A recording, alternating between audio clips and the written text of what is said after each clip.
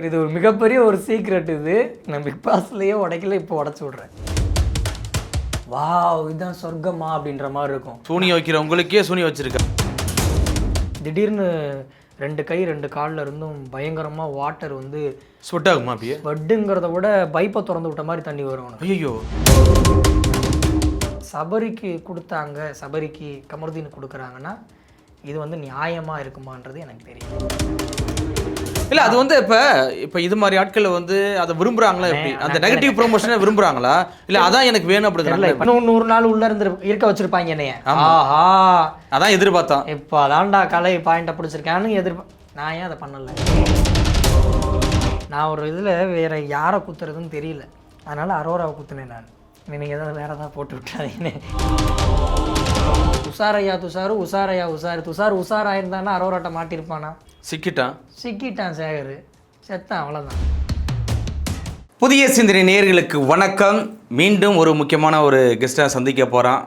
முதல்ல நாட்டுப்புற கலைஞன், அதுக்கப்புறம் அகோரி, இப்போ வந்து பிக் பாஸ் கலைஞனாக மாறி இருக்காரு. வேறு யாரும் இல்லை, நம்ம அகோரி கலையசனா, பிக் பாஸ் கலையசனா. கலை வணக்கம்.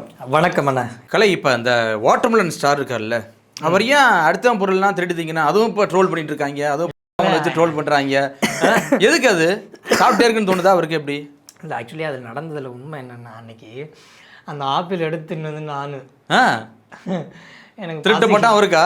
ஆமாம், அந்த ஆக்சுவலி திவானா வந்து டீலக்ஸு, சூப்பர் டீலக்ஸ், அவருக்கு வந்து ஃபுல் ரைட்ஸ் இருக்குது. நான் வந்து பிக் பாஸ் ஹவுஸு. நான் என்ன நினச்சேன்னா, இது காமன் ஃபுட்டு தான் போல். ஆப்பிள் வந்து 2 பேருக்குமே வந்துருந்துச்சு, டீலக்ஸ்க்கும் வந்துருச்சு, நம்மளுக்கும் வந்துருந்துச்சு. எனக்கு மட்டும் அங்கே ஒரு பர்மிஷன் இருக்குது. என்னென்னா, இந்த காமனில் வர பொருளை ஒரு 2-3 எத்தனை நாள் நம்ம எடுத்து சாப்பிட்டுக்கலாம். ஏன்னா களைப்பாகும், பசி தாங்க மாட்டான், பச்சை பிள்ளை அப்படின்னு நல்லா கேர் பண்ணிக்குவானுங்க என்னை எல்லோரும் சேர்ந்து. உடம்பு சரியில்லாத பையன், ஏன்னா உள்ளே பார்த்துருக்கானுங்களா, நான் அடிக்கடி கன்ஃபர்ஷன் ரூம் போகிறது, முடியாமல் எப்பயும் குருவி படுத்து கிடக்கிறது, இப்படி தான் உட்காந்துருப்பேன், எப்பயுமே இப்படியே தான் உட்காந்துருப்பேன். 24 ஹவர்ஸும் எனக்கு உடம்பு புல்லரிச்சியே இருக்கும். அதெல்லாம் பார்த்து பாவப்படுவானுங்க, ரொம்ப கஷ்டப்படுறேன் அப்படின்னு. அதனால் ஃபுட்டு விஷயத்தில் என்னை வந்து ஃபோக்கஸ் பண்ண மாட்டாங்க, விட்டுருவாங்க. அப்போ நான் என்ன பண்ணேன், அன்னைக்கு அவரை கோர்த்து விட்டேன். நான் திவானா, ஃப்ரிட்ஜில் ஒரு ஆப்பிள் இருக்குண்ணா, அது காமன் ஃபுட்டு தான், நீ போய் எடுத்துகிட்டு வா, நீ டீலக்ஸுங்கிறனால ஒன்றும் சொல்ல மாட்டாங்க, நான் உனக்கு அதில் பாதி தரேண்ணா அப்படின்ட்டு. நான் இந்த ஆளும் எந்திரிச்சு போய் ஃபஸ்ட்டு வேணான்னாரு. அதெல்லாம் வெளியே ரிலீஸ் ஆகலை. அடுத்து போய் எந்திரிச்சு போய் எடுத்துட்டாரு. ஆப்பிளை போய் எடுத்துகிட்டு வந்தவொடனேவும் 2 கட் பண்ண உடனேவும் அந்த 6 ஆப்பிளை தலைவன் இப்படிங்கிறதுக்குள்ளே தின்னு முடிச்சுட்டாப்பா. 6ஆவது பார்த்துருவாங்க அப்படின்னு. நான் பொறுமையாக தான் தின்னேன், ஏன்னா எடுத்து கொடுத்தது தான் இவராச்சே. எப்போ அவர் எத்தனை வந்து குத்தாருப்பா, நான் பசியில் தாங்க முடியாமல் தின்னுட்டுருக்கேன்னு சொல்லிடலான்னு நான் ரொம்ப. ஏன்னா அங்கே வந்து லைக் உங்கள் நாக்கில் இத்தனும் சுகர் பட்டால் கூட உங்களுக்கு அப்படியே எல்லையில்லா சந்தோஷம் கிடைக்கும். வாவ், இதுதான் சொர்க்கமா அப்படின்ற மாதிரி இருக்கும். அப்போ வீக்லி வந்து ஃப்ரைடே அப்போது எங்களுக்கு இவ்வளோ மைசூர் பாவ் வரும். எதுக்கு அது? இவ்வளோ தான். ஸோ அன்றைக்கி வந்து ஃப்ரைடே வந்து சாட்டர்டே ஷூட்டிங் டே அப்படிங்கிறதுனால வந்து ஃபுட்டு வரும். அந்த அதான் வீக்கெண்ட் இல்லையா, சேதுபதி அண்ணா கூட பேச போகிறோம்ல, அப்போ எங்களுக்கு சமைக்கிறதுக்குலாம் டைம் இருக்காது. ஆமாம், அதனால் ப்ரொடக்ஷன் ரொம்ப நேரம் ஷூட்டு போயிட்டுருக்கோம். ஆமாம், ப்ரொடக்ஷன்லேருந்தே எங்களுக்கு ஃபுட்டு வந்துடும். அப்போ அந்த ஃபுட்டு வந்து அதில் வந்து இவ்வளோதான் ஒரு மைசூர் பாவ் வரும். அதில் வந்து 20 பீஸே இவ்வளோ தான் இருக்கும். அப்போ அந்த மைசூர் பாவில் இப்படி பிச்சு இப்படின்னு வச்சோன்னா அப்படியே ஒரு சொர்க்கம், அப்படியே நெய்யோட டேஸ்ட் என்னன்றது அப்போ தான் தெரியும் நமக்கு. ஸோ அதெல்லாம் பெரிய விஷயம். அப்போ இவர் எனக்கு அந்த அரப்பையில் ரொம்ப கொஞ்சம் கொஞ்சமாக அதை ருசிச்சு நான் சாப்பிட்டுட்ருக்கேன். தலையை இப்படி உள்ளே திணிச்சு கொரில்லா குரங்கு மாதிரி சாப்பிட்டாப்புல. இது அடுத்த ஒரு 10 நிமிஷத்துலேயே பஞ்சாயத்து ஆயிடுச்சு. என்னாச்சு? ஏன்னா அந்த ஆப்பிள் வினோத்தண்ணா ஆப்பிள். ஐயோ, சொல்லவே வேணா 2 பேருக்கும் ஆகவே அது கீரியும் பாம்புமா இருப்பாங்க.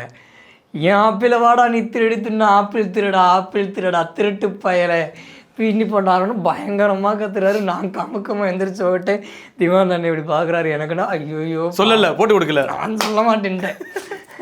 திவானா அங்கேருந்து சில பேர் பார்த்தவங்க, திவானா அதான் ஃப்ரிட்ஜை எடுத்தாருன்னு பார்த்தவங்க திவானா போட்டு விட்டாங்க. ஆனால் நல்ல மனுஷன் என்னை சொல்லவே இல்லை. நானும் கலைன்னு தான் தின்ட்டோம் அப்படின்னு. நான் ஏதோ திங்காத மாதிரி காட்டிக்கிட்டேன்னா நான் ஆகிட்டேன், ஓடிட்டேன். தலைவனை வச்சு தாளிக்கிறாங்க, ஆப்பிள் திருடா அப்படின்னு சொல்லிட்டு. ஆமா போச்சு. அது இந்த சீன் நடந்தது இப்படி தான் நடந்துச்சு. பட் அது ஃபன்னாக தான் போச்சு. ஆனால் அவர் மட்டும்தான் என்னடா நம்ம ஆப்பிள் திருடன்றாங்க அப்படின்ற மாதிரி எல்லோரும் வேற திட்டுறாங்க. சார் என்ன சார் நீங்கள் இவ்வளோ பெரிய ஆள், நீங்கள் போய் ஃப்ரிட்ஜிலேருந்து திருடி திங்கலாமா சார் அப்படிங்கிறாங்க. அவருக்கு என்ன பதில் சொல்கிறதுன்னு தெரியல. பேன் முழிச்சுன்னு இருக்காரு. இந்த சீன் வந்து அப்படி தான் போச்சு. அதில் இன்னொரு விஷயம் என்னன்னா, அந்த பாரு வந்து அழுதுட்டு இருக்கு, தேம்பி தேம்பி அவ்வளோ இப்போ ட்ரோல் பண்ணுறாங்க. ஒரு பாட்டுக்கு நீ பாட்டு கத்திக்கிட்டுருமா, நான் பாட்டு சோறு தான் முக்கியம் படம். ஆமாம், அதை வந்து அவங்கள ட்ரோல் பண்ணுறாங்க. ஒரு ட்ரோல் பார்த்தேன், வென் மை ஹஸ்பண்ட் அப்படின்னு 2 பக்கம் மேலே எழுதினேன். அப்போ அழுது புலம்புறா பாவம். வேறு வாடு உட்காந்து கருக்கு முறுக்குன்னு உள்ளாக்க வந்து. ஆமாம். அது ஒன்று. அதே மாதிரி பாரு ஒரு வீடியோ பார்த்து டியூஸ் டெஸ்கில் பயங்கரமாக சண்டை போட்டு வெளியே வந்து உட்காந்துட்டு தட்டில் பிரியாணி ஏதோ ஒன்று குஸ்கா புல்லாக ஒன்று வந்திருக்கும், அதை வந்து அழுதுகிட்டே திம்பான். அவன் பயங்கரமாக கத்திட்டு திம்பான். இதெல்லாம் யதார்த்தமாக நடக்கிற மூமெண்ட் தான். திவானனுக்கே தெரியாது, வெளியே வந்து பார்த்தா டே இன்னத்தை போட்டு வச்சுருக்காங்க பாடுறா அப்படிங்க போகிறாப்புல. இப்போ அந்த அது என்ன சொல்கிறது, பலூனக்கா அவங்க வந்து எதாச்சமாக அப்படி போய் கைதுன்றது, க்ளோஸாக இப்போ வளர்கிறது, இது வந்து எப்பொழுதும் நடக்குமா இல்லையா? அதுதான் அப்போ அதுதான் அவளோட இயல்பு. அப்படியா? மேனரிசமே அப்படி தான். மேனரிசமே தான். பட் எனக்கு என்னென்னா நல்ல பொண்ணு அவளோட ஸ்டோரி வந்து கேட்டப்போ தான் எனக்கு அரோரா வந்து யாருன்னு தெரியும். ஸோ அவங்க வீட்லேயே அவளை அக்செப்ட் பண்ணலை சின்ன வயசு. என்ன காரணம் தெரில, அவளை வந்து மதிக்கவே இல்லை. அவள் பிறந்தனால தான் அவங்க அம்மாவுக்கு ஏதோ ஒன்று ஆச்சுன்னு சொல்லிட்டு அதனால் அவளை அப்படியே அவாய்ட் பண்ண ஆரம்பிச்சிட்டாங்க. அவங்க அப்பா foreign, Arora actually rich, well settled family. So அதனால இந்த பொண்ணு இப்போ தனியாக இருக்கா அப்படியா? ஆமாம், அவள் எப்போயோ வந்துட்டா. 7 வயசுலேயே என்னமோ ஓடி போயிருக்கிறா. ஓடி போயிட்டு தெரியாமல் போயிட்டு திருப்பி வந்திருக்கா. அப்புறம் உன்னை பார்த்துக்கிறேன் வச்சுக்கிறேன் அவங்க அப்பாலாம் பேசினவனையும் இருந்து பார்த்துருக்கா. ஒரு ஸ்டேஜுக்கு மேலே ஓகே நம்மளால் பேலன்ஸ் பண்ண முடியும்னு தெரிஞ்ச உடனேயும் தனியாக போய் வீடு எடுத்து ஒருத்தி தான் இருக்கா. அவளுக்கு சாப்பாடு செய்கிறதுக்கு ஒரு ஆள் வெளியே இருந்து வருவாங்க போல். அரோராவோட ஆள் வந்து பெரிய ரிச்சான ஆள். லவ் பண்ணுறா அப்படியா? ஆமாம் இருந்துச்சு, இப்போ பிரேக்கப் ஆயிடுச்சு. இப்படி எல்லாரும் க்ளோஸாக இருந்தால் அது எப்படி இருக்கு? உள்ளே சொல்லியிருக்காவ. நான் இதை எப்போ கன்ஃபார்ம் பண்ணேன்னா வெளியே வந்து அவரோட இன்டர்வியூ பார்த்தேன். அவரோட ஃப்ரெண்ட்ஸு அவங்களோட இன்டர்வியூ, அவரோட ஃப்ரெண்ட் இதெல்லாம் பார்த்தனாலும் சரி ஓகே அப்படின்னு. ஆனால் உள்ளே எனக்கு அரசல் புரசெல்லாம் வந்துச்சு. அவரோட ஆள் அதாவது ஜென்யூன், அவர் பெரிய ரிச்சு, நல்லா பார்த்துக்கிட்டாரு அப்படின்ற மாதிரி. ஸோ அதனால தான் அவனால் மேனேஜ் பண்ணிருக்கோம். அவளோட ஒர்க் என்னன்னு நான் கேட்டப்போ வந்து என்கிட்ட வந்து இந்த மாதிரி நான் மாடலிங் இதில் வந்து நான் பண்ணி அதான் என்னோடய டேலண்ட்டு அப்படின்னு. அப்போ நான் ஒரு நாள் திட்டி விட்டேன், நீ எல்லாம் எதுக்கு இங்கே இருக்க, நீ என்ன தான் உன் திறமை என்ன, அரோரா திறமை என்னென்ன இன்றைக்கி வரைக்கும் பார்க்கல, இத்தனை வாரம் கடந்து போயிட்டுருக்கு அப்படிங்கும்போது இது அந்த இடத்துல அமைதியாக இருந்துட்டு பர்சனலாக வந்து என்கிட்ட கேட்குறா, நீ சொன்னது எனக்கு ரொம்ப ஹர்ட் ஆச்சு, எனக்கு அஃபண்ட் ஆயிடுச்சு அப்படின்னா. என்ன அஃபண்ட் ஆச்சு? நான் கேட்டது உண்மை தானே, உனக்கு என்ன இருக்குது அப்படின்னு கேட்டப்போ, நானா பிக் பாஸ் வரேன்னு நான் சொன்னேன். என்னை கூப்பிட்டாங்க, நான் உள்ளே வந்துட்டேன். உன்னைய கூப்பிட்டாங்க, நீ உள்ளே வந்துட்ட, அதுக்காக உள்ளே வந்துட்டு சும்மா திண்டுட்டு தூங்கிட்டு எந்திரிச்சிட்டு ஃப்ளட் பண்ணிகிட்டு இருந்தால் போதுமானதா? கண்டிப்பாக பண்ணக்கூடாது. அது இதெல்லாம் தவறுன்றனால தான் நான் இதை சொல்கிறேன். ஆனால் அரோராவுக்கு உண்மையாலுமே பேக்ரவுண்டில் ஒரு வேதனையும் வலியும் நிறைந்த ஒரு வாழ்க்கை தான் அரோராவுடைய வாழ்க்கை. ஒருவேளை இப்படி சூஸ் பண்ணியிருப்பாங்களா? இப்போ உங்களை மாதிரியே ரியல் லைஃப்பில் வந்து ரொம்ப அடிபட்டு ரொம்ப கஷ்டப்பட்டு வந்தவங்கள தான் சூஸ் பண்ணியிருப்பாங்க. அங்கே இருக்க ஒவ்வொருத்தருக்குமே பெரிய பெரிய பெயின் இருக்குது, சும்மா சாதாரணமாலாம் இல்லை. இப்போ கமருதீன் எடுத்துக்கிட்டிங்க அப்படின்னா அவங்க அப்பா எப்பயோ பிரிஞ்சு போயிட்டார். கமருதீன் அவங்க அப்பா எப்பயோ இல்லை. ஏன்னா கமருதீன் உங்கள் அப்பா வந்து ரொம்ப ஏஜ்டு பர்சன். கமருதீன் அவங்க அம்மா வந்து அவங்களுக்கு 2nd ஒய்ஃபோ 3rd ஒய்ஃபோ சம்திங் ஏதோ ஒன்று சொல்லியிருப்பான். அவங்க அப்பா இல்லை, அவங்க அம்மா தான் அவனை வளர்க்குறாங்க. கமருதீன் உங்கள் அப்பாவுக்கு சொத்து ஜாஸ்தி, அந்த சொத்தெல்லாம் பிடுங்கிடுறாங்க. கமருதீனோட அம்மா தான் இவனை வளர்த்து கொண்டு வரும்பொழுது பார்க்குறான், அவன் மேனேஜ் பண்ணுறான். ஒரு ஸ்டேஜுக்கு மேலே அவங்க அம்மா இறந்துடுறாங்க. அவனுக்கு இருந்த 3 ஃப்ரெண்ட்ஸு, அந்த 3 ஃப்ரெண்ட்ஸும் இல்லாமல் போயிடுறாங்க. ஒரு ஃப்ரெண்டு அவன் கண்ணு முன்னாடி இருக்கிறாங்க. இந்த மாதிரி அவன் லைஃப்பில் நடந்தது எல்லாமே இந்த மாதிரி. அவனுக்கு வேறு யாருமே இல்லை. வேறு நான் ஏன் அவனுக்கு ஃபேவராக சப்போர்ட் பண்ணேன்னா, நீ ஒரு ஹீரோ மெட்டீரியல்டா, இந்த மாதிரி பண்ணாதரா அப்படின்னு நான் சொன்னதுக்கு ரீசன் வந்து கடைசி வரும்போது கூட அவன்கிட்ட சொல்லிட்டு வெளியே எவிக்ட் ஆகும்போது நான் சொல்கிறேன், ஒருத்த பற்றி பேசணும். இப்போ நான் அவனை சொல்கிறேன், டே கமருதீன் புரிஞ்சுக்கோடா, இப்போயாவது நீ வெளியே வரும்போது உன்னை பெரிய ஹீரோவாக தான்டா நான் பார்க்கணும், உன்னை ஒரு ஹீரோ உன்னை பெரிய திரையில் வெள்ளித்திரையில் பார்க்க விரும்புகிறேன், தயவு செஞ்சு கோவப்படாத, அடக்கு அப்படின்னு. ஏன்னா நம்ம ரெட் கார்டுன்னு இப்படிலாம் பண்ணால் ரெட் கார்டு கொடுத்துருவாங்கன்னா, நான் அப்படி ரெட் கார்டு வாங்கிட்டு வெளியே போகிறதுக்கு அடித்து மண்டையை பொழந்துட்டே வெளியே போவேன்வான். அந்த மாதிரி அவன். காரணம் என்னென்னா அவனோட தனிமை கூட இதை கற்றுக் கொடுத்துருக்கலாம். கண்டிப்பாக வெளியே அவன் இருந்த அந்த தனிமை, அந்த அலோன் வந்து அவனை இந்த மாதிரி எல்லாருக்கிட்டையும் இயல்பான பாசமாக பழக விடாமல் அந்த மாதிரி பண்ணியிருக்கலாம். ஆனால் உண்மையாலுமே அவன் அன்புக்கு இயங்கக்கூடிய ஒருத்தன். அடிக்கடி அழுவான் கமருதீன். வீரமாக பார்த்து அவன் அழுகும்போது ஒரு குழந்தை மாதிரி இருப்பான் கமரு. நல்ல ஹைட் அண்ட் வெயிட்டாக இருக்கு. ஆனால் கமரை வீட்டுக்குள்ளே யாருக்குமே பிடிக்காது. அவனை கண்டாலே எல்லாம் அப்படியே அலறி அப்படியே பின்னாடி போயிடுவானுங்க. ஐயோ அம்மா இவன்கிட்ட பேசுறதவே அவாய்ட் பண்ணிடுவோம் அப்படின்வானுங்க. ஏன்னா அவன் பண்ண ஆக்டிவிட்டீஸ் அந்த மாதிரி.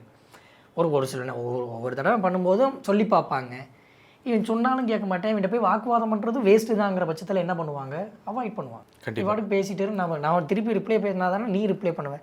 நான் பதிலே பேசலப்பா நீங்கள் பாட்டு கத்திரி கடன் போயிடுவாங்க. அந்த மாதிரி தான் கமருதீன். அப்படி ஒவ்வொருத்தருக்குமே ஒவ்வொரு இது இருக்குது. இப்போ இந்த ரம்யாலாம் ஒரு ஏகப்பட்ட ஸ்டேஜில் வந்து 2 பீஸ்லாம் ஆடி இருக்கு. அது ரொம்ப கஷ்டப்பட்டு தான் வந்திருக்குல்ல. ரம்யாவை பற்றி உள்ளே இருக்கவங்களுக்கு யாருக்குமே தெரியாது. ரம்யாவாக தான் சொல்லிக்குவா, நான் வந்து ஃபேமஸு, நான் வந்து அது இது அப்படின்னு. நான் சும்மா அடிச்சு விட்டேன் ரம்யாவோட ஃபேன் நான் அப்படின்னு சொல்லிட்டு. சரி அப்படியாவது நீ நல்லா சந்தோஷமாக இருந்துட்டு போ அப்படின்னு. அதுலேருந்து கலை என் ஃபேன் வேணால் கலைகிட்ட கேட்டு பாருங்க அப்படின்னு. நம்ம என் ஃபீல்டை சார்ந்த ஒரு பொண்ணு, நடனத்துறை. ஆனால் அவளுக்கு எனக்கும் ஏணிப்படி வச்சாலும் எட்டாது. நீ ஆடுற ஆட்டம் வேறு, நான் ஆடுற ஆட்டம் வேறு. ஸோ அந்த மாதிரி தான். ஆனால் ரம்யாவுடைய வாழ்க்கையிலும் பல வேதனைகள் வழிகள் இருக்குது. ரம்யா மேலே எல்லாருக்குமே ஏன் கோவம்னா, அந்த ஒருத்தன் உன்னை அவ்வளோ பண்ணானே திருப்பி அவன் பின்னாடி தானே போய் பண்ணிட்டு வந்திருக்க, நீ உன் வாழ்க்கையவே இழந்திருக்க அப்படிங்கிறனால ரம்யா மேலே அந்த கோவம்.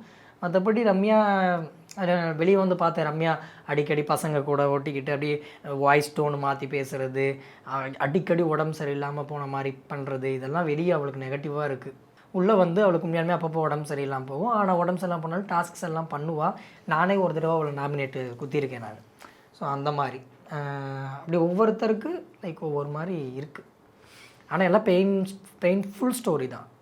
நான் வினோத்தனா ஸ்டோரி கேட்டு அழுதுருக்கேன், கெமி ஸ்டோரி கேட்டு அழுதுருக்கேன், நந்தினி ஸ்டோரி கேட்டு அழுதுருக்கேன், கனியக்கா ஸ்டோரி கேட்டு அழுதுருக்கேன். இவங்க ஸ்டோரியெல்லாம் பெயின்ஃபுல்லாக இருக்கும். மிச்ச துஷாரெல்லாம் வந்து ஃபன்னு கூட கிடையாது, காதல் ஃபுல்லாக. துஷார் சின்ன வயசுலேருந்து, ஏன்னா அவன் வந்து அமெரிக்கா வேறு நாட்டில், அவங்க அப்பா ஸ்டேட் பேங்க்கில் வேலை பார்க்குறாரு. 3 வருஷத்துக்கு ஒரு தடவை ட்ரான்ஸ்ஃபர் ஆகிட்டே இருப்பாங்களாம். இப்போ பாம்பேயில் இருக்காங்க. அப்படி ஒரு இடத்துல மாறனால அங்கங்கே இவன் வந்து இந்த மாதிரி துஷாருக்கு ஒரு ஒரு ஒரு நோய், ஒரு இது மாதிரி இருக்குது. எப்படின்னா அது நோயின்னு சொல்கிறதா இல்லை அது அவனுக்கு இருக்குது. அவனே போய் மீடியாவில் சொல்ல சொன்னது துஷார். அதனால தான் நான் உங்ககிட்ட சொல்கிறேன். நான் உன்னை பற்றி நான் போய் அண்ணே இது வந்து சொல்லுங்கண்ணே, துஷாருக்கு இது பிரச்சனை அப்படின்னு. என்னதான் பிரச்சனை அவனுக்கு என்ன இருக்கும் அப்படின்னா, நீங்கள் ஏதாவது பேசிகிட்டு இருக்கும்போது இல்லை அவனை பற்றி ஏதாவது அவனுக்கு அதை வந்து பதற்றமாக போகிறான் அப்படின்னா, திடீர்னு 2 கை 2 காலில் இருந்தும் பயங்கரமாக வாட்டர் வந்து ஸ்வெட் ஆகுமா? அப்படியே ஸ்வெட்டுங்கிறத விட பைப்பை திறந்து விட்ட மாதிரி தண்ணி வரும் அவனுக்கு. ஐயோ, அங்கே இருக்க கீழே ஃபுல்லாக இந்த மாதிரி மேட்டு போட்டிருக்கனால அதை அப்சர்வ் பண்ண முடியாது. ஆனால் கை வந்து அப்போ தான் அப்படி தண்ணி அள்ளி மோந்த மாதிரி இருக்கும், 2 கையும் 2 காலும். அது எப்படி கோவப்படும் போதா இல்லை எதனால எப்போ வரும்? கோவப்பட போது, பதற்றப்படும் பொழுது, நார்மலாக இருக்கும் பொழுது, அவன் ஏதாவது மனசுக்குள்ளே ஏதாவது திங்க் பண்ணும்போது அப்படியே ஒரு மாதிரி பயங்கரமாக ஊறும், ஊற்று தண்ணி மாதிரி பயங்கரமாக ஊறும். அப்போ அதுவே அவனோட டாஸ்க்கை விளையாட விடாமலாம் அவனுக்கு பிரச்சனையாக இருந்திருக்கு. ஆமாம், ஒரு 2 பேர் இப்படி லாக் பண்ணும்போது கையை இழுக்கும்போது வலிக்கிட்டில் வரும், வாட்டர் இருக்கிறனால கிரிப் ஆகாது. ஒரு கபடி ஆடுறவன் என்ன பண்ணுவான், மண்ணை தட்டி எதுக்கு பண்ணுறான், அந்த கையில் கிரிப் கிடைக்காது. அப்போ அவனுக்கு இந்த மாதிரி ஒரு பிரச்சனை இருக்குது. ஆனால் இது வெளியே யாருக்குமே தெரியாது. ஃபஸ்ட்டு நான் ஓப்பன் பண்ணுறேன். ஏன்னா இது அவன் போய் சொல்ல சொன்னான். நான் போய் சொல்கிறேன்டா மீடியாவில் நான் பேட்டி கொடுக்கும்போது அப்படின்னு அவங்ககிட்ட முன்னாடி சொல்லிட்டு தான் வந்தேன் நான். ஸோ அதனால தான், ஏன்னா இதை பற்றி ஏன்டா சொன்னேன் அப்படின்னு மக்கள் யோசிக்காதீங்க. வித் துஷாரோட பர்மிஷனோட தான் நான் அதை சொல்கிறேன் நான். அவனே வந்து பார்த்தாலுமே பரவாயில்ல, கலையை நமக்கு சொன்ன மாதிரி சொல்லியிருக்காரு அப்படின்னாங்க. ஸோ அதே மாதிரி வெளியே வரும்போது ஒவ்வொருத்தவங்க அவங்க ஒய்ஃபுக்கு கால் பண்ணி நான் நல்லா இருக்கேன்னு சொன்னவங்களுக்குலாம் கூப்பிட்டு சொல்லியிருக்கேன். வினோத்தை நான் அவங்க ஒய்ஃப் கூப்பிட்டு பேசினேன், பிரவீன் உங்கள் ஒய்ஃப்க்கு நான் இன்ஃபார்ம் பண்ணேன். அப்படி ஒவ்வொருத்தவங்க எல்லாருக்குமே வந்து கூப்பிட்டு இந்த மாதிரி அவங்க சொல்லி விட்டதெல்லாம் நான் சொல்லியிருக்கேன் நான். ஸோ அந்த மாதிரி தான். இல்லை இதில் ஒரிஜினாலிட்டியாக யார் இருக்கா? இப்போ நடிக்காமல் நான் இப்படி தான், என்னுடைய ஒரிஜினல் கேரக்டர் இப்படி தான் அப்படின்னு யார் இருக்கா உங்களுக்கு தெரிஞ்சு? அப்படி நம்ம யாரையுமே கணிக்கவே முடியும். எல்லாம் கேமுக்காக ஸ்டேட்டஸ் வியூகம் அமைச்சு விளையாடுறவங்களும் இருக்காங்க. தன்னோட ஒரிஜினல் கேரக்டர் இப்படி நம்ம காட்டிடக்கூடாது, காட்டிட்டா நம்ம மான தண்டை. இப்போ நான்லாம் வந்து இப்படி தான் இருப்பேன்றது தானே நான் காட்டுறேன். நான் எதை புதுசாக உள்ளே போய் மாற்றலையே. நான் இதுதான்ப்பா, எனக்கு இதுதான்ப்பா தெரியும், இவ்வளோதான் வரும், எனக்கு ஸ்போர்ட்ஸ் எல்லாம் வராது, இல்லை நான் அவ்வளோ திண்ணக்கமாக பேசுவேன் உள்ள தெரியாது. யார் இதில் ஓவர் ஆக்டிங் பண்ணுறா? ஓவர் ஆக்டிங் பாரு, திவாகர், இவங்க 2 பேர் ரொம்ப மெயின். யார் ஓவராக கில்மா ஆக்டிங் பண்ணுறா? பாரு, கமருதீன், அரோரா, துஷார், திவாகர். இதில் யாராவது ஃபைனலிஸ்டாக வருவாங்க எனக்கு கான்ஃபிடண்ட்டாக இருக்குது அப்படின்னு சொன்னால் யாரை சொல்லுவேன்? கலை, சுபிக்ஷா, வினோத். 2 பேருக்கு என்ன வித்தியாசம்? ஏன் அந்த நம்பிக்கை? சுபிக்ஷா சின்ன பொண்ணு, ஒரு நாள் வச்சா பாரு ஆப்பு 16 பேர்த்துக்கும். அதில் மிரண்டு போனவங்க தான் நாங்கள்லாம். அந்த காயின்ஸை வாங்கின ஓனர்ஸ் எல்லாம் வந்து சப்ளையர்ஸ்க்கு பாட்டில் சப்ளையர்ஸுக்கு கொடுத்துட்டாங்க. இவன் என்ன பண்ணிட்டான், அந்த 3 நாளுமே வந்து காயின்ஸை வாங்கி அவள் பேங்க்லேயே போட்டு வந்துட்டான். கடைசியில் வின் பண்ணிட்டான். அவள் இங்கே வெளியே இருக்க பாட்டில் சப்ளையர்ஸு எல்லாருக்கும் கொடுத்த வாக்கெல்லாம் போய். அப்போ அந்த இடத்துல நான்லாம் என்னாடி கதை அது அப்படிங்கிற மாதிரி பார்த்துன்னு இருக்கேன். என்னடி இது அப்படிங்கிற மாதிரி ஒவ்வொருத்தருமே அப்படி தான் பார்த்தோம். எல்லாம் ஷாக்கிங்கு. ஏன்னா அவன் வந்து எந்திரிச்சு நிற்கும் போதே அவனால் முடியல, அதை சொல்ல முடியல. என்கிட்ட 3 காயின் தான் நான் எடுத்துகிட்டு வந்தேன், அந்த 3 காயினை அப்படிங்கிறா. ஏன்னா அவளுக்கே தெரியுது நம்ம தப்பு பண்ணியிருக்கோம்னு. ஆனால் அது கேம். நாங்கள் அப்புறம் எல்லோரும் புரிஞ்சுக்கிட்டது அது கேம். அவள் அவ்வளோ தந்திரமாக விளாண்டுருக்கா. ஒரு நரி, அவள் நரிங்கிற மாதிரி தந்திரமாக விளாண்டு ஜெயிச்சிருக்கா. ரெண்டாவது அவகிட்ட இன்னொரு பாசிட்டிவான ஒரு விஷயம்னா எல்லா விஷயத்தையும் கற்றுக்குவா. ஓ, கலையரசன் அண்ணாவா அண்ணே கலகம் கத்தாங்கண்ணே, பறை கத்தாங்கண்ணே, ஒயில சின்ன பொண்ணு இருந்தாலும் அந்த ஒரு இது இருக்கு. என்கிட்ட கற்றுக்கிட்டு அதை பண்ணிட்டா. பிரவீன் ராஜ்கிட்ட போயிட்டு பீட் பாக்ஸ் பண்ண கற்றுக்கிறா. பீட் பாக்ஸ்ன்றது சாதாரண விஷயம் இல்லை. பீட் பாக்ஸை கற்றுக்கிட்டு இன்னைக்கு ஷோ பார்க்குறேன். ஷோவில் அவங்களுக்கு பீட் பாக்ஸை பண்ணுறா. ஏன்னா ஒரு மாதத்துலேயே பீட் பாக்ஸ் கற்றுக்க முடியும். அதானே இப்போ எவ்வளோ பெரிய விஷயம். அப்போ அதனால் சுபிக்ஷா மேலே எனக்கு ஒரு கான்ஃபிடென்ட். வினோத் அண்ணா செம்ம டேலண்ட்டு சிங்கிங்கில். அப்படியே அவர் சில பாட்டெலாம் நானே ஒய்ஃப் ஃபீலிங்கில் தானே உள்ளே இருப்பேன். அப்போல்லாம் ஒரு மனைவியை பற்றி பாடும்போதெல்லாம் எனக்கு பிரவீன் ராஜுக்கெலாம் அப்படி ஒரு ஆறுதலாக இருக்கும். உள்ளே ஒரு சில பேர் தான் கல்யாணம் முடித்தவங்கள கல்யாணம் முடிக்காதவங்க அவ்வளோ கேட்க அப்படியே அவ்வளோ ஆறுதலாக இருக்கும். ஆன் ஸ்பாட்டில் பாட்டு எழுதக்கூடிய ஒரு பர்சன். இவ்வளோ 20 வருஷம் அவரை முறையாக அங்கீகரிக்கலைங்க இந்த தமிழக மக்கள். கலையரசன் மாதிரி முறையாக அங்கீகரிக்கலை. அகோர்னி வந்ததுக்கப்புறம் தான் யார் ராவணன் தேன்னாங்க. ஸோ முறையாக அங்கீகரிக்கலை வினோத் அவர்களை. அதே மாதிரி பார்த்தீங்க அப்படின்னா அவர் 200 பாடல்களுக்கு மேலே எழுதியிருக்காரு. பல படங்களுக்கு இது பண்ணியிருக்காரு. ஆனால் அவர் முகம் இவர் தான் பண்ணினாருங்கிறது யாருக்கும் தெரியாது. அவர் பாடல் தான் தெரியும். அந்த மாதா பாட்டு, மாதாவுக்குலாம் நிறைய எழுதியிருப்பார். அப்போ அந்த பாட்டெல்லாம் பயங்கர வைரல், என் வீட்டில் ஓடும். ஆனால் அந்த பாட்டை பாடினது இவர் தாங்கும்போது ஆனால் வினோத்துன்னு தெரியாது. ஆனால் வினோத்துன்னு ஒருத்தர் இருக்காருன்னு எங்களுக்குலாம் தெரியாது. உள்ளே இருக்கவங்களுக்கு தான். எஃப்ஜேன்ற பையன் தன்னோட 7 வயசுலேருந்து வினோத் அண்ணா பாட்டை பாடிட்டு இருக்கிறான். ஆனால் அந்த பாட்டை பாடினது இவர் தாங்கிறது உள்ளே வந்த பிறகு தான் தெரியுது. வினோத் அண்ணா எழுதுனா பாதி பாட்டுக்கு மேலே மனப்பாடமாக பாடுறான் எஃப்ஜே. அதை பார்க்கும்போது அவருக்கு அவ்வளோ பெருமையாக இருக்குது. டேய் நான் கூட மறந்துட்டேன்டா, நீ என் பாட்டை அவ்வளோ அக்யூரேட்டாக அப்படியே ஃபுல்லாக பாடுறியாடா அப்படின்னு. ஸோ அது அப்படி தான் எஃப்ஜேவை நான் ஒரு தடவை திருக்குறள் என்னையெல்லாம் 1000 திருக்குறள் சொன்னால் கூட சொல்லிடுவேன். ஒரு பாட்டு ஒரு ரீல்ஸுக்கு லிப்சிங் பண்ண சொன்னால் எனக்கு தெரியாது, எனக்கு மண்டையிலே ஏறாது. ஆனால் எஃப்ஜே இவ்வளோ அழகாக பாடுறான். உடனே சேதுபதி என்ன சொல்லிடுவார், அப்போ இப்போ ஒரு 10 திருக்குறள் சொல்லுன்னுவார். உடனே 10 திருக்குறள் சொல்லுவேன் நான். அந்த மாதிரிலாம் இருக்கும். ஸோ வினோத் அண்ணா வந்து இந்த மாதிரி தான் நல்ல செம்ம டேலண்ட்டு. உள்ள சில விஷயங்கள் மனிதாபிமானத்தோடு அவர் பண்ணுறதையும் பார்த்துருக்கேன். எந்த அளவுக்கு திவாகர் அவரை ஹர்ட் பண்ணி ஒரு மனிதாபிமானம் இல்லாத மாதிரி பண்ணுறாரோ, அதே திவாகருக்கு கூட மனிதாபிமானத்தோடு அவர் பண்ண ஒரு சில விஷயங்களை பார்த்துருக்கேன். மற்றவங்க கிட்ட பிஹேவ் பண்ணதையும் பார்த்துருக்கேன். அதனால் ஒரு நல்ல எண்ணங்கள் இருக்குது. அதனால் கண்டிப்பாக அவர் இல்லை வரலாற்றாலும் வரணுங்கிறது என்னுடைய வேண்டுகோளாக கூட இருக்கலாம், விருப்பமாக இருக்கலாம். அவர் வந்து இது வந்து அவருக்கு போகிறதுக்கு தகுதி இருக்குது. சுபிக்ஷாவோட தகுதியான ஒருத்தர் அப்படிங்கிறனால வினோத்.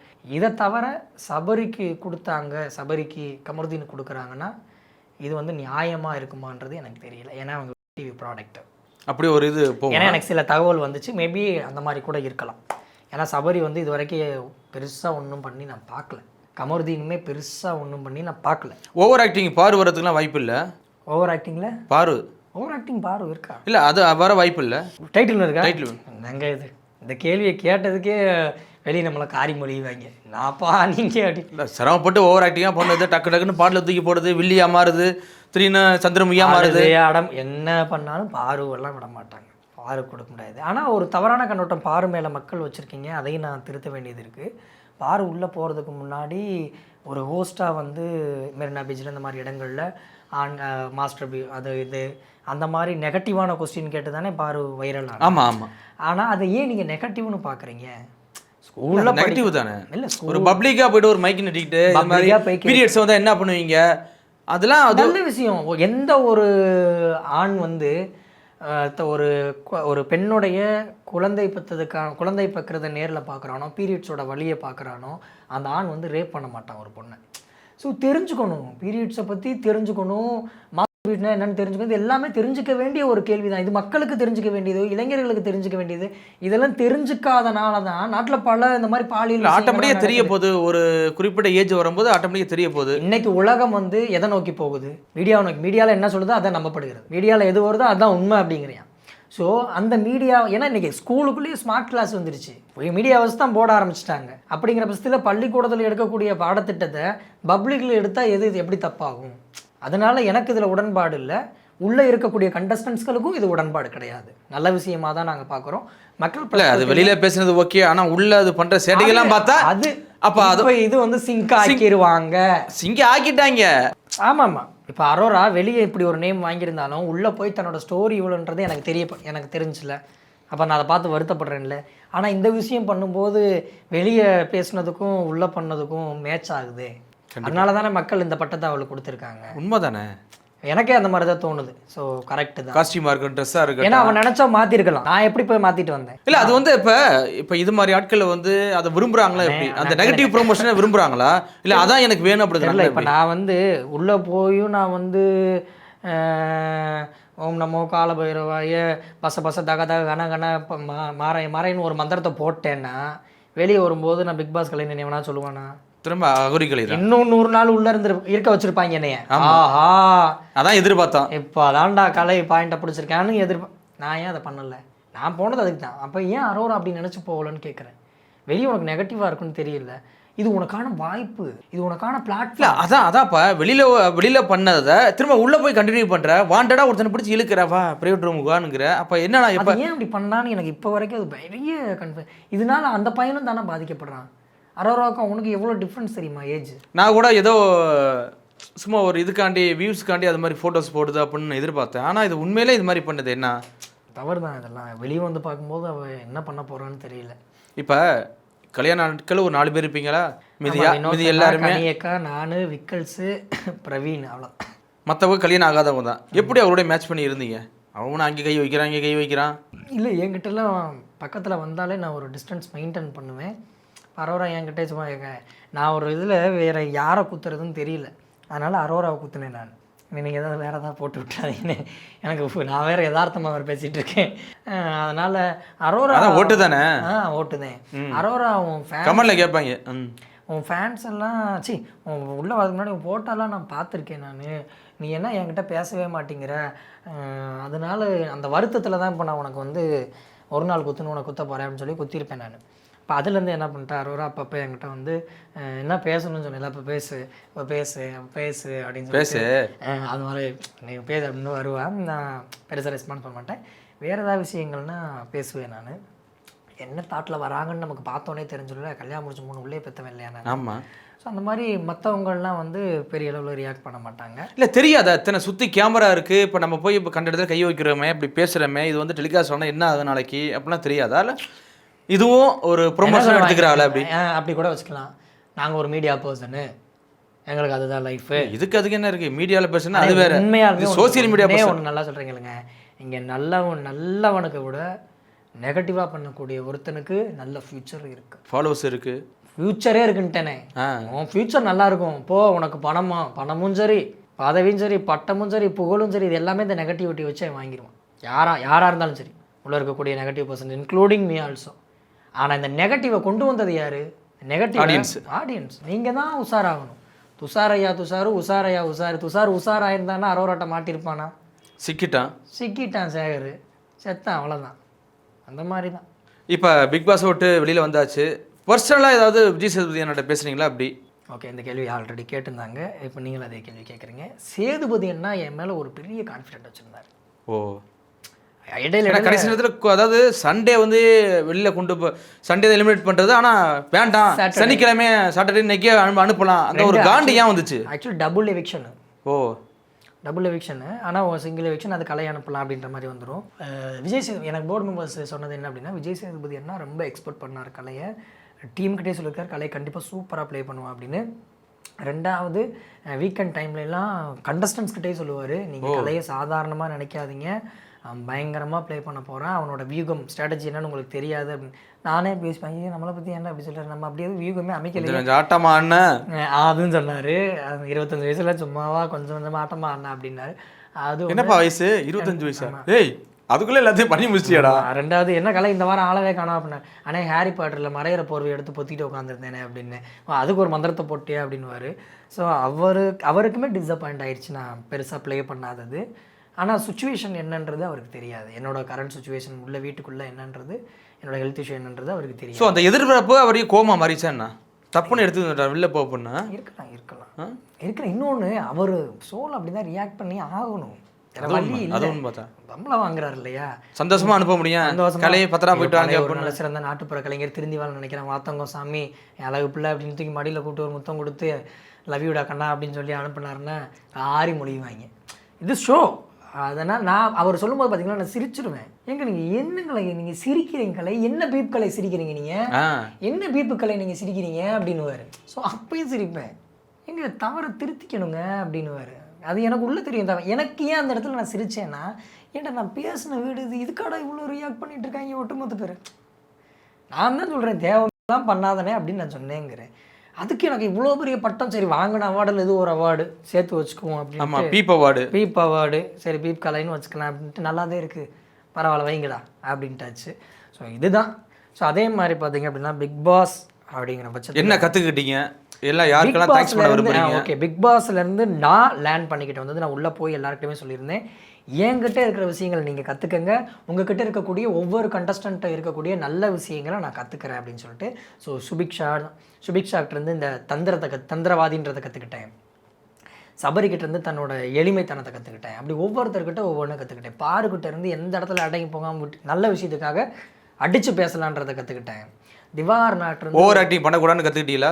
அதுதான் ஒவ்வொருத்தர். அப்போ திவாகரனாக்கிட்ட தன்னுடைய பாசம் அந்த மாதிரி ஏதோ நான் வாட்டவடிச்சு அவர் திவாகரன்னா அந்த அவர்கிட்ட அப்படி ஒவ்வொருத்தர்கிட்ட வினோத் அண்ணாக்கிட்ட அவரோட டேலண்ட்டு, குழந்தைங்களுக்காக அவர் அழுவார் அடிக்கடி. ஸோ அது பிள்ளைங்க என்ன முடிச்சோ அப்படின்னு. ஏன்னா அவங்க பையன் 1 வயசு தான் அவருக்கு. அப்படிங்கும்போது வினோத் அண்ணாக்கிட்டேருந்து அப்படி நல்ல தந்தையாக இருக்கணும் அப்படின்னு அப்படி ஒவ்வொருத்தர்கிட்டேருந்து ஒவ்வொரு கற்றுக்கிட்டேன். நான் பிக் பாஸ் ஷோ மூலிமா என்ன கற்றுக்கிட்டேன் அப்படின்னா பொறுமையை கற்றுக்கிட்டேன். நான் பொறுத்து இருந்தால் அவசரப்படாத. கலை வந்து ஆட்டம், எப்பயுமே கலை வந்து ஒரு ஓட்டவாய். என்ன பேசணும் என்ன அது தெரியுமா எனக்கே தெரியாது. எல்லாத்துக்கும் ஃபுல்லாக சொல்லி போட்டு நான் தானே. ஆமாம், எனக்கே தெரியாது. கலை வந்து ஒரு சொல்லி தானே அனுப்பேன் கிளைமாக்ஸில், அப்பா வேண்டாம் பார்த்து. ஒரு வந்து ஒரு ஓட்டவாய். ஸோ அதிகமாக பேசக்கூடாது அப்படிங்கிறத வந்து பிக் பாஸ்லேருந்து கற்றுக்கிட்டேன். அதுக்கப்புறம் வந்து எந்த இடத்துல போய் காட்டுக்குள்ளே விட்டாலும் வாழக்கூடிய அந்த பக்குவத்தை லேர்ன் பண்ணிக்கிட்டேன். மொபைல் இல்லாமல் இருக்க முடியுங்கிறத கற்றுக்கிட்டேன். சூப்பர். எல்லா ஒரு அனுபவமும் இந்த ஒரு வருஷத்தில் கற்றுக்கிட்டீங்க. ஆமாம், அந்த 1 மாதம் அந்த கஷ்டம் இல்லை. நீங்கள் பிக் பாஸ் வீட்டுக்குள்ள 1 வாரம் இருந்தாலே போதும், லேர்ன் பண்ணிடுவீங்க. ஏன்னா இப்போ வெளியே இருந்துட்டு நீங்கள் இப்படி இருங்கன்னு சொன்னால் இருக்க முடியாது. ஆனால் அதுக்குள்ளே இருந்து தான் ஆகணும். அதனால் உங்களுக்கு ஆட்டோமேட்டிக்காக அந்த இது வந்துடும். இன்னும் ஒன்று தெரியுங்களா, பிக் பாஸில் அதாவது பிக் பாஸ்ன்னு இல்லை, நீங்கள் வெளியவே ஒரு விஷயத்தை தொடர்ந்து 25 நாள் பண்ணி பாருங்களேன். 25 நாளைக்கு அப்புறம் அந்த விஷயத்தை ஆட்டோமேட்டிக்காக பண்ண உங்களுக்கு தோணும், அது வந்துடும். இப்போ 25 நாள் வந்து நீங்கள் 3 மணிக்கு தான், விடிய காலையில் 3 மணிக்கு தான் தூங்குறீங்க அப்படின்னா 26வது நாள் உங்களுக்கு 3 மணிக்கு தான் தூக்கம் வரும். ஆமாம். நீங்கள் 6 மணிக்கே சாப்பிட பழகுறீங்க அப்படின்னா 26வது நாள் 6 மணிக்கே சாப்பிட பழகும். அப்போ இந்த 25 நாள் நான் 27 நாள் அந்த வீட்டுக்குள்ளே இருக்கும் பொழுது 27 நாள் நான் என்ன விஷயத்தை கரெக்டாக இத்தனை மணிக்கு எந்திரிக்கணும், இத்தனை மணிக்கு தூங்குறோம், இத்தனை மணிக்கு எனக்கு டைம் தெரியாது உள்ள. ஆனால் இப்போ வெளியே இருக்கும்போது அந்த ஒரு தூக்கம் வருது பார்த்தீங்களா, எனக்கு இந்த டைம் தான் நம்மளோட தூங்குற டைம்ல என்னால் கண்டுபிடிக்க முடியுது. அப்போ என்னோட நார்மலாக இருக்கும்போது விடிய காலம் 4-5 மணி தானே தூங்குவேன். ஆமாம், அப்போ என்னோட தூங்குற டைம் உள்ளே போய் எந்த டைம் பார்த்தா அதே தான் 3-4 அந்த ரேஞ்சு தான் வருது. எந்திரிக்கிறத 7 மணிக்கு எழுப்பி விடுவாங்க. அப்போ உள்ளே இருக்கக்கூடியவங்க நல்ல விஷயங்களவே தொடர்ந்து 25 நாளைக்கு மேலே பண்ணிட்டாங்க அப்படின்னா வெளியே வந்து அதை தான் பண்ணுவாங்க. அவங்களால வெளியே நடக்கக்கூடிய எல்லா பிரச்சனைகளையுமே ஃபேஸ் பண்ண முடியுன்றதை பிக் பாஸ் கற்றுக் கொடுக்கும். பிக் பாஸ்லேருந்து கற்றுக்க முடியும், சரிங்களா? ஸோ அது ஒன்று. இதெல்லாம் அதே மாதிரி உணவினோட அருமை. கலை எப்படி சாப்பிடுவார்னு உங்களுக்கு நல்லா தெரியும். ஒன்லி டீ மட்டும்தான். டீ குடிச்சுன்னு நான் இருப்பேன், ஆடுறது இதெல்லாம். அதனால ஃபங்க்ஷனுக்கு போகிறனால சாப்பிட மாட்டேன், அல்ல வலிக்கும்னு தண்ணி குடிப்பேன்.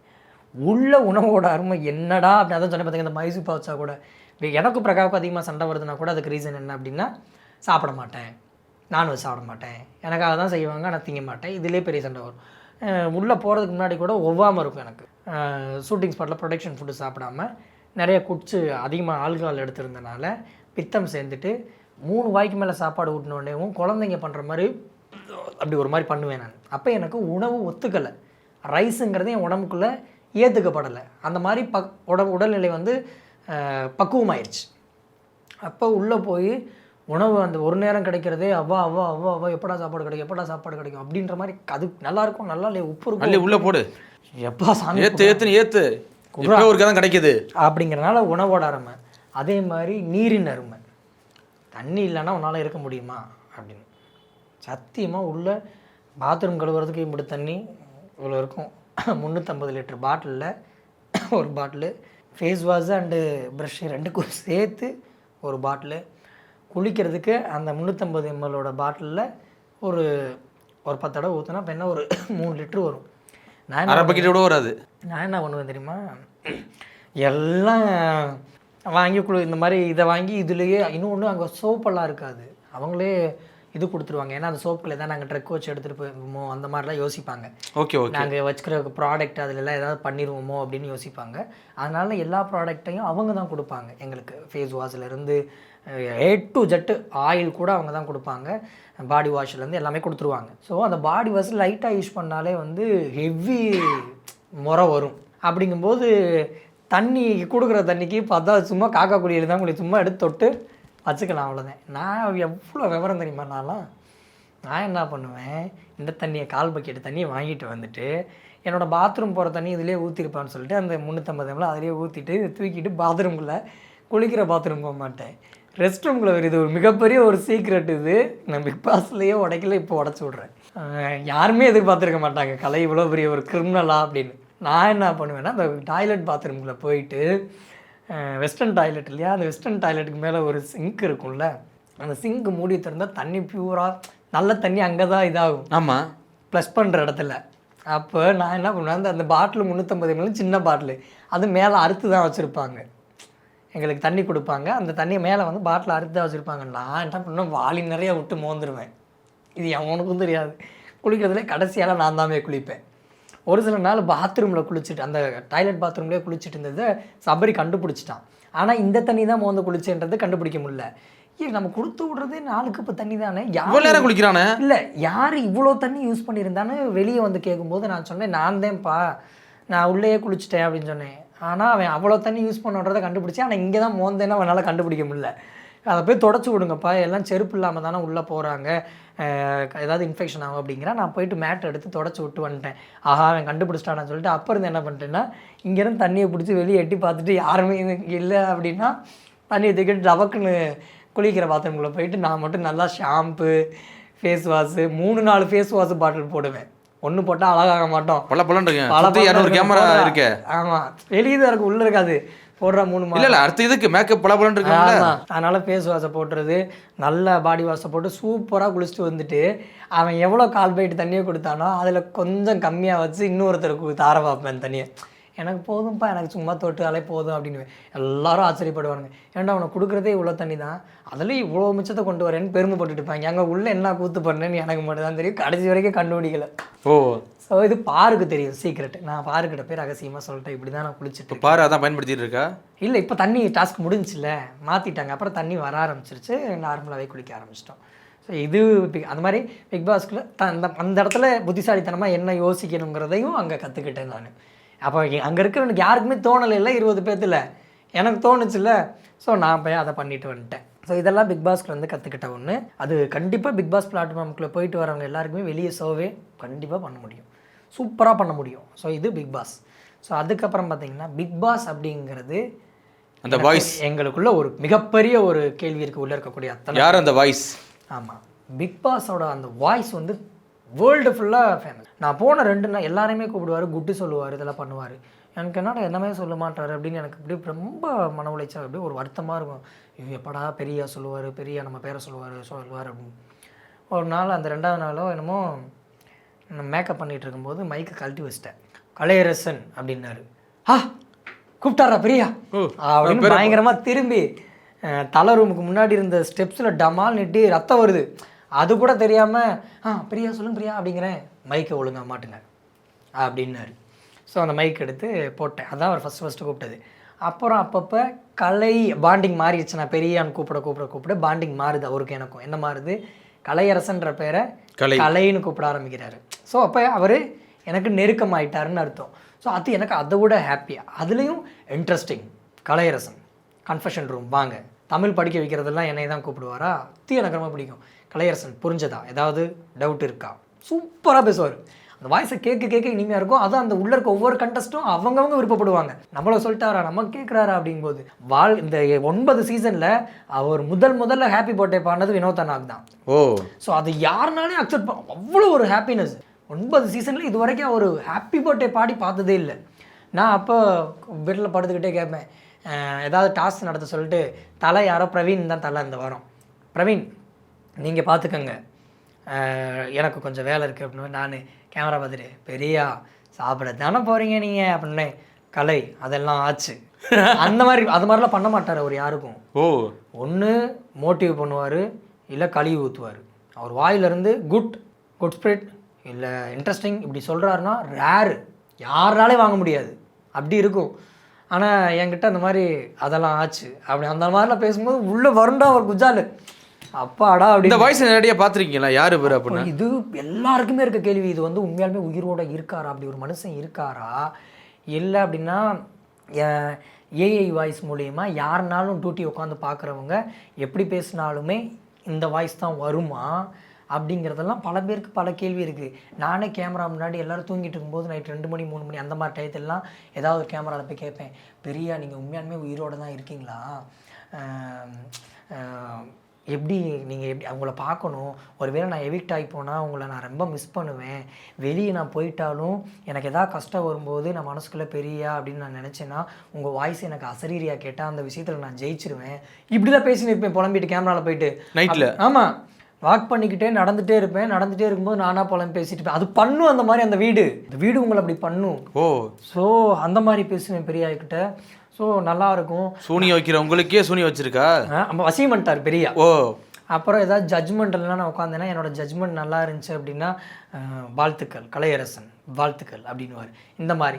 ஆனால் நைட் டைம்லலாம் வந்து கன்ஃபெஷன் ரூம் வாங்க, மைக்கை சரியாக மாட்டுங்க, இதெல்லாம் ரெக்கார்டுன்றதை நாங்களே கண்டுபிடிச்சிட்டோம். காரணம் என்னென்னா மைக்கை போட்டிருந்தாலும் ஏதோ ஒரு தடவை என்னதோ அமைக்கிட்டாங்க போல் உள்ள கண்ட்ரோல் ரூமில்.